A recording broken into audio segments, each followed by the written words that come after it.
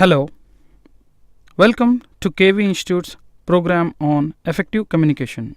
By implementing the thoughts and techniques in this presentation, you would be able to communicate effectively. Through this part of the program, we offer an exciting and innovative way and approach to develop your communication skills. Let's see more about effective communication. Every person you speak with is an individual. So, often people tend to treat everyone in the same way.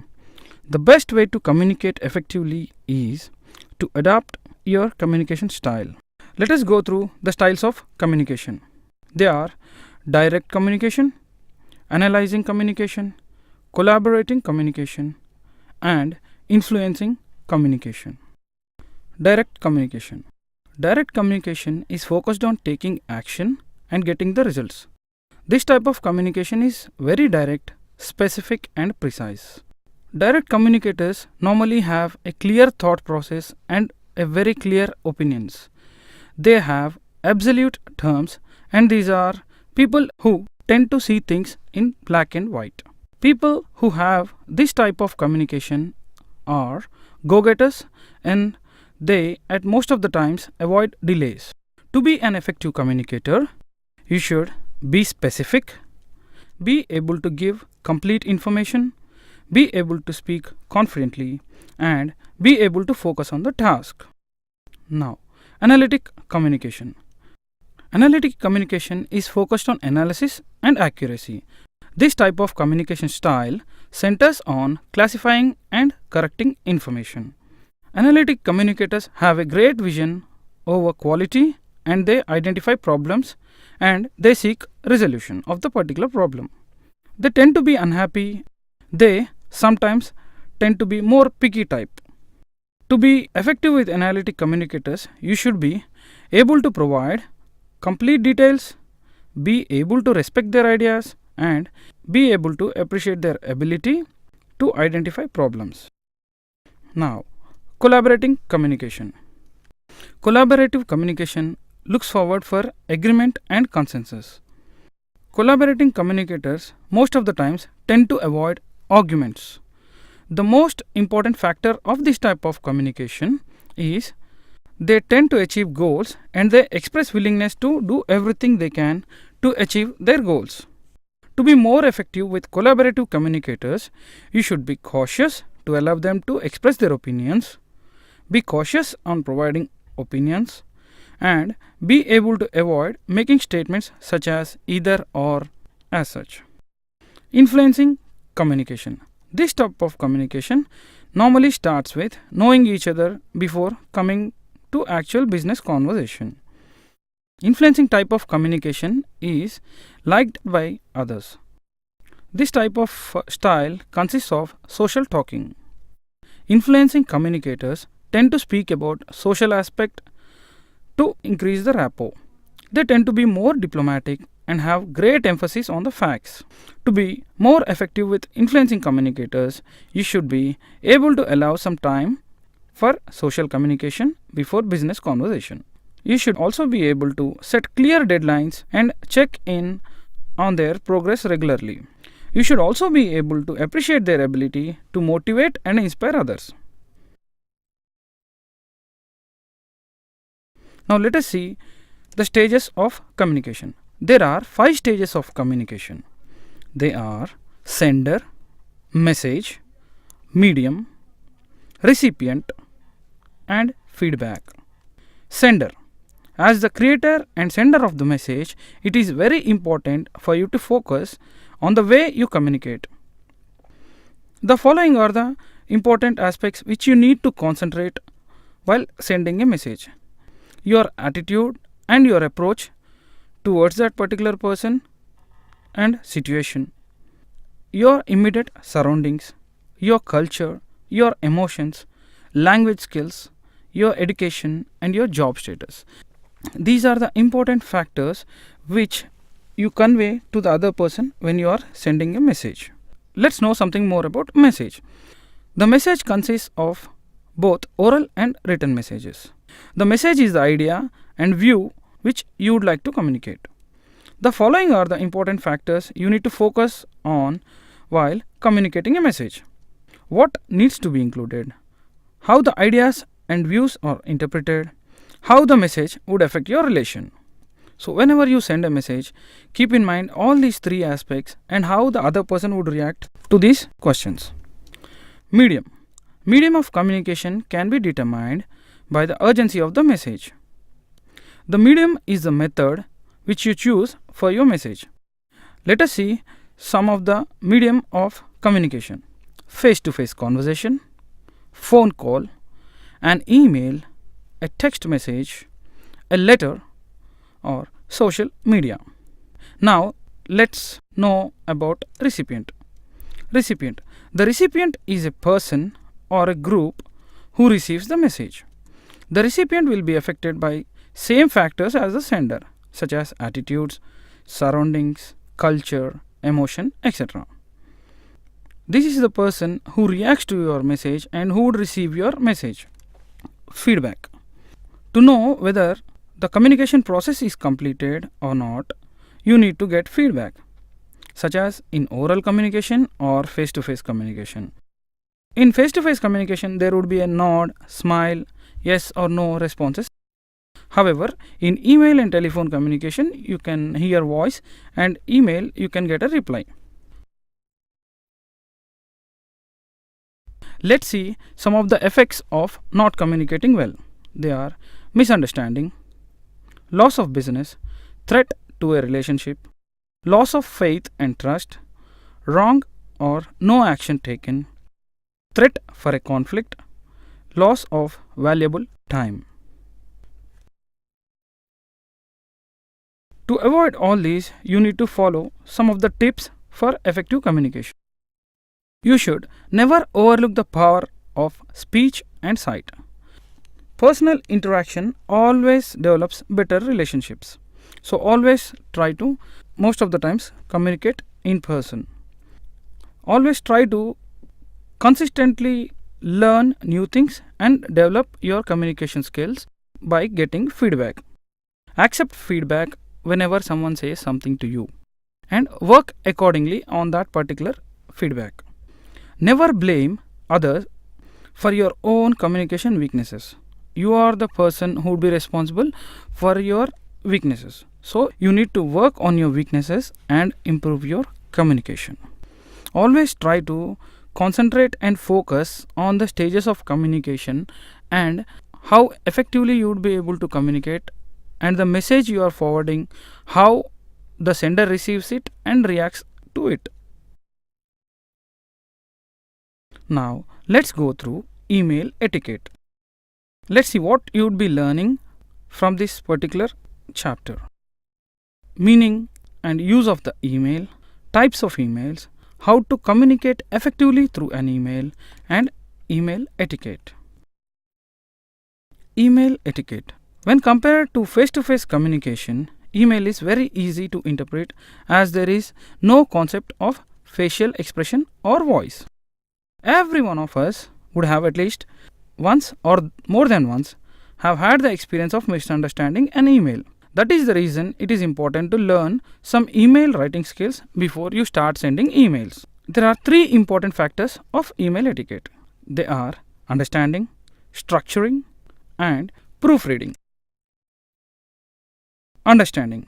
This is understanding your audience. Before trying to understand your audience, you need to ascertain certain factors such as who you are writing for, why are you writing, what is the recipient expecting from you or someone else, how will your message influence the reader, who you are writing for. Always try to figure out who you are writing for. This will help you to place the exact information you are trying to communicate in the message. Why are you writing? Try to ask yourself, why are you writing that particular email? This helps you to be concise and also helps you to provide correct information about the message, and also helps you to keep the message related only to the reader and the subject. What is the recipient expecting from you or someone else? Before sending any email, you always try to think carefully about the information the recipient is expecting from you. You need to avoid any unnecessary information in the message. Never try to make things more complicated than they actually are, because if you are careful enough, then definitely the message you are forwarding would clearly convey the information which you wanted to send. Always think, how will your message influence the reader? The information which you provide should be accurate. Never send false information or inappropriate information to the reader. The information should always be in the recipient's best interest. Always make sure the message which you send, when the reader reads it, he should feel interested and he should get more information about it, and he should feel enthusiastic about the message and the information which you send. Try to avoid some words like I believe, I think, I would, I will try, such as, because this means the message which you actually send would definitely create ambiguity, doubts, and unnecessary thoughts in the reader's mind. Structuring your message. There are 4 important concepts in structuring your message. They are subject line, opening, content, and closing. Subject line. Subject line reflects the message content. It should be specific and catchy. Opening line. A good opening line would definitely create an interest in the reader's mind. Content. Whenever you are sending an email, do not send in paragraphs and loads of bulk information through an email. Always try to be specific, and the content which you are forwarding through the email, you always try to put it in bullet points. So it would be very easy to understand. It should be in a mode of summarizing model, wherein the reader easily understands the information which you have forwarded. Closing. Closing with a summary always leaves a great impression. Whenever you send an email, always try to summarize in the last paragraph and clearly mention your opinion and what you are expecting from the reader. Now, the most important aspect of sending an email would be proofreading your message. To ensure a professional language and to make sure your email is error free, you need to make a habit of proofreading your emails. Let us see some of the important proofreading guidelines, which is language, meaning, spelling, punctuation, and casing. Language. Always try to be clear and concise on your business language. Meaning. Make sure that the meaning of the message is correct and accurate. Spelling. Always spell check for grammatical errors using spell checker. Punctuation. Whenever you send emails, check for punctuation marks like question marks, periods, commas, and appropriate punctuation accordingly. Casing. An appropriate casing like sentence casing, initial caps, and lowercase, you should be able to determine how you should use them appropriately. Always make a habit of reading your emails before sending, and also keep in mind you need to add recipient list at the end of all the above procedures only. This avoids a situation where you sometimes tend to click send button before following the guidelines like proofreading or the language and the meaning. Read aloud. You be in the reader's place and read the message and try to understand whether there are any errors or whether you are getting the correct information accordingly or not. Now, let's go through telephone etiquette. From this chapter, you'd be able to know the use of telephone, types of telephone conversations, how to communicate through telephone, and telephone etiquette. Why someone would communicate through a telephone? Because its speed, it is fast, and it is reliable, and it is a mode of personal communication. And also you'd be able to get an instant feedback on the message. In the field of communication, telephone is undoubtedly the most important tool. To make timely decisions which make a very big difference, telephone communication is the best way of communication to choose. Speed. Instead of writing a letter or drafting an email, the telephone is a much quicker tool. It needs just to dial a number. Personal communication. Telephone creates an opportunity to hear other person's voice straight away. Though you might not be able to see the person, you can hear the voice and use your imagination to build the rapport. You can always receive an instant feedback over the telephone. You can discuss the topics in detail and make the decisions accordingly. Let's see how to become a thoughtful communicator. Always try to pick the call with full attention. To build up your relationships, always speak friendly and in a bit of an informal tone. It creates rapport very quickly. Sometimes some people over the phone need time to think. So kindly be patient and hear and try to listen what others are saying. Always try to keep consistent focus on the call and not on something else. Some people while on the call tend to write something on the notes. They sometimes might be texting over the phone or they might be working on the computer. This certainly doesn't help you to communicate effectively. Now let us see how some of the weak expressions that can be made very strong by saying them in a different manner. Instead of saying hello, say good morning. This is Dr. Venu's office. Gopal speaking. How can I help you? This would be a better way of communicating. Instead of saying I'll call you back soon, you can say I'll call you back within the next 30 minutes. Whenever you say I'll call you back soon, that creates an ambiguity. There is a point of question whether you might be calling him in 30 minutes or 1 hour or the next day. So always specify the time when you'd be calling him back. Instead of saying you have got the wrong department, I'm sorry, you have got the wrong department, it would be always better to say I'm sorry, you have been put through to sales or some purchasing department. You need to get through some other department. I'll try to help you out and I'll transfer the call. Now, instead of saying what do you want me to do about it, you can say how can I help you. Always try to use the name. Always make sure you mention the name of other person. Instead of saying no problem, you can say you're welcome, my pleasure. Instead of saying that's impossible, ideally it would be better to say I'll do my best to help you with this. Instead of saying who is this, you can always ask may I have your name please, or who's calling please. That would be better. Instead of saying I don't know, you can always say I'm not sure, but I'll try to find out for you. Instead of saying the only thing I can do is, you can always say the best thing I can do is. Instead of saying sorry to keep you waiting, always try to thank the person who has been on the call. So you can say thank you for holding. Let's see what is pride.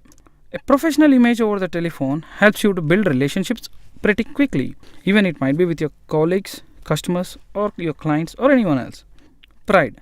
Pride is pitch, rate, inflection, diction and energy. Now let's see pitch. To gain control over a telephone conversation, you need to balance your pitch of voice. Avoid shouting and always try to project your voice in a professional and pleasant manner. Rate. Speech rate over the telephone plays a very important role. Speaking slowly makes the conversation successful. Inflection. Inflection is the balance in tone with fall and rise in your voice according to the other person. Diction. Try to avoid mumbling and slurring speech when you are in your calls. Always try to pronounce clearly. Energy. To make a very good and a positive impression on each and every call, you need to be energetic during the call. Try to be as energetic as you were at the beginning of the conversation and continue the same through the end of the conversation. Let's see some of the important things which you need to remember when you are on a call. Plan. To speak more confidently, make sure you have all the relevant information with you. Make a note of the things which you are supposed to discuss. This helps you to make the call successful. Identify. Try to identify and introduce yourself clearly and the reason you called. Always try to identify yourselves by saying, my name is Venu. I'm calling from so and so organization. The reason why I call you for is, and you should start the conversation. Convenient time. Make sure you ask the recipient whether it's the convenient time to speak or not. Or you can simply say, Is this the right time to speak to you, sir? Or do you want me to call you back? That would be great. Listen. Always try to listen carefully and make a note of the important points throughout the discussion. Try to avoid multitasking when you are in a call. Never try to tap your laptop or computer, or you try to avoid texting over your mobile or even playing with your computer. However, some calls do require wherein you need to search information over your computer or the internet. That's a different story altogether. However, always try to avoid multitasking when you are on a call. Imagine. Always try to visualize the person by imagining. This will increase the effectiveness of the conversation. Paraphrasing. At the end of the call, always try to paraphrase and summarize the conversation using phrases like, "It is my understanding that we have come to a conclusion, so and so." Greet and close. Always thank the recipient for his or her time. Make sure you greet them by saying, "Have a great evening, have a good night, have a great weekend," and things like that. And one of the most important thing I would like to reiterate over here is people like to hear their names. It enhances the feeling of friendliness. Instead of saying, "Sir," if you could probably say, "Thank you, Mr. Venu. Thank you for your time. It was a very great discussion, Mr. Venu." Always try to use the name of the person whenever appropriate during a telephone call. Let's go through some of the important tips to improve your telephone etiquette. Always try to be enthusiastic while you are on your calls. Whenever you're calling, try to be enthusiastic and energetic. Adjust your pitch and your tone to make the conversation interesting. Try to be as friendly as possible and as natural as possible over the phone. Don't try to, sometimes people tend to mirror the other person image or the other person voice. So it would be inappropriate to do that particular thing in certain period of times. Not always. In certain conversations, it would not be effective. Always try to make an impression through every call you make and every call you receive. Try to focus throughout the conversation. Audit yourself on a regular basis and improvise your skills by getting feedback and getting relevant information and working on the feedbacks. Let us know something more about assertive communication. Through this chapter, you would be able to know meaning and use of assertive communication, how to communicate assertively, benefits of assertive communication, how to improve your communication through assertiveness. Assertiveness is the ability to express your emotions and needs without violating the rights of others and without being aggressive. To be an assertive communicator, you need to work on 3 important factors. They are honest and straightforward, respect others' feelings, body language and tone. Honest and straightforward. To be honest, it needs a lot of determination.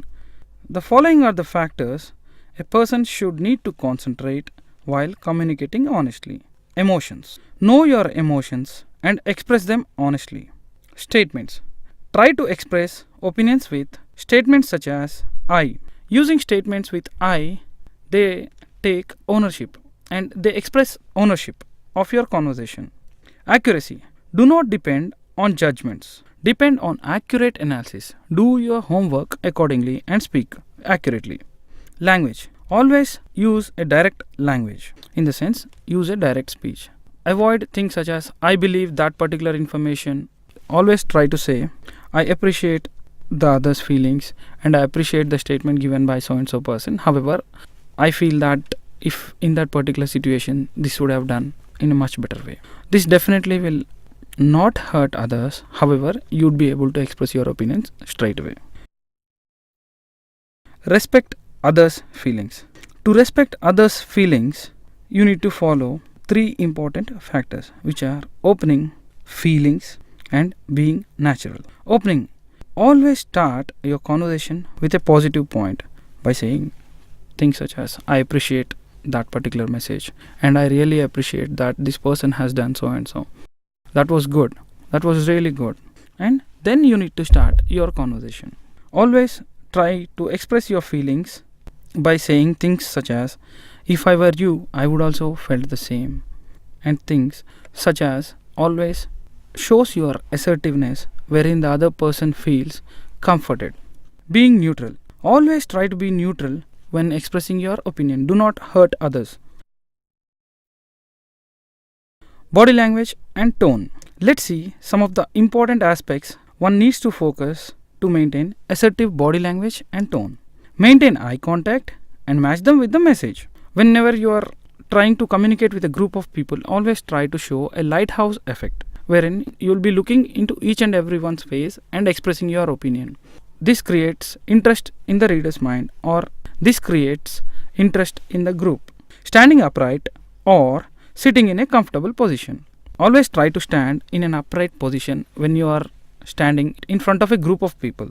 Leaning towards side and bending or nodding your head sideways, this doesn't convey the message appropriately. Try to use hand gestures as and when appropriate, but try to maintain gentle gestures. Don't move your hands too fast wherein the group or the people or the audience you are trying to speak with might get distracted. Always try to speak clearly and maintain a neutral voice and keep constant speech rate, and also keep smiling throughout the conversation or throughout your presentation. Let's see the benefits of demonstrating assertive behavior. By demonstrating assertive behavior, you'd be able to experience a great number of benefits. You'd be able to feel good about the encounter. You feel respected. You'll definitely know the interaction haven't wasted your time. You'll try to understand what's being said, and your audience also will understand what you have said. Because when you are around an assertive person, that person never pushes you around and gives you enough space and time to make your own decisions and to know your own decisions as well. Thus, by implementing the thoughts and techniques in this presentation, you'd be able to communicate effectively and you'd be a successful, effective communicator. So, as you have learnt many things about communication, assertive communication, effective communication, email etiquette, and telephone etiquette, you practice them. These cannot be built in one day, and by consistent learning and getting feedback from others, I assure you, you'd be a very good communicator. So, wish you a good luck on this.